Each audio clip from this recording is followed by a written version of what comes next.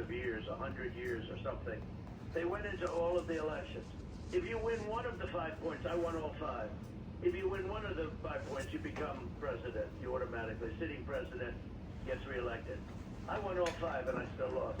Big tech has no liability. They can do whatever they want. It's ridiculous. But there's a big move to do that.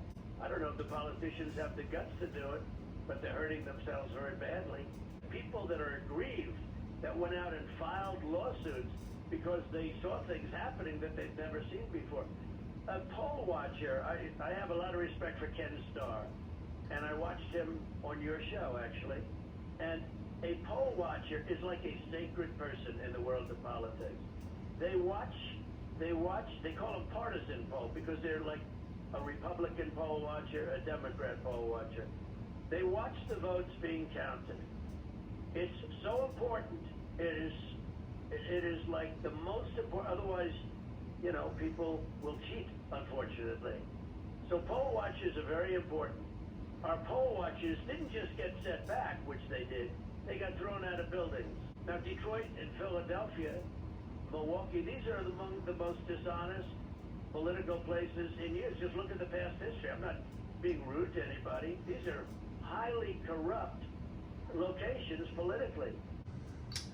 You know what an anecdote is? I'm going to ask my production banner. Do you know what an anecdote is, Alex? Anecdote. No, why don't you tell us? No, well, an anecdote is, did you know this happened in this situation? I was at a polling station, and somebody told me that if I go in there and I have I voted sticker on my thing, they're going to not let me vote because the sticker says I voted. And I said, well, that's from the last time I voted. I had the sticker on my chest. Oh, but you can't vote because it says you voted. Well, find my ballot in here, or go to the person that signs me into a live vote. Well, we're not going to let you do that. That's a story. That's either true or untrue, and that's an anecdote. So when people come up with the stories that this happened, and this happened, and you go to court with the anecdotes, the judge is going to say, okay, fine, those are nice stories, give me the evidence. If you don't have sufficient evidence, guess what's going to happen? 30 efforts to go to court have been turned down because there was not sufficient evidence. And the judges, almost every case, were Republican appointed judges and Republicans themselves.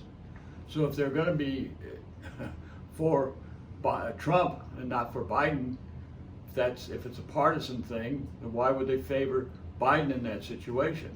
They're not going to take precedence one way or the other. If they're called judges, they're meant to be independent. And so if he really had something, do you think they wouldn't use it? They wouldn't reject it. And all the little stories you can come up with, my mother was turned away because she had purple hair, and somebody didn't like purple hair, so she couldn't come into the polling. These are ridiculous things, possibly true, have nothing to do with a legally presented case before a judge.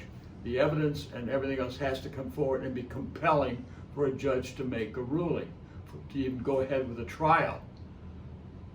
It's an effort to get a trial to throw out things or to change things. That's what these efforts are, and they're being thrown out to not even go to trial. There's been one case out of 30 that they made any consideration, and that was in Michigan, and that since has been thrown out. So this is all being tossed away, and this is desperation.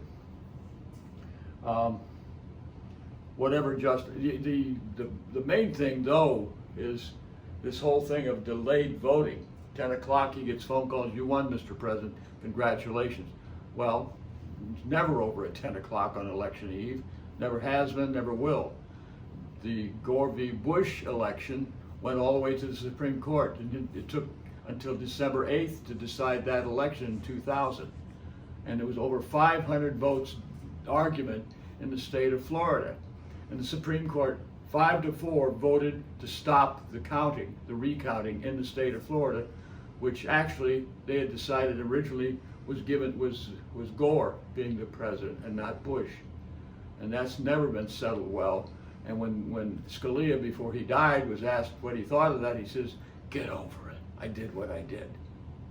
And so you have that kind of history where an election was turned over. The initial count was called for Gore, that he was going to win that election. The governor of Florida, Jeb Bush, said that can't be so.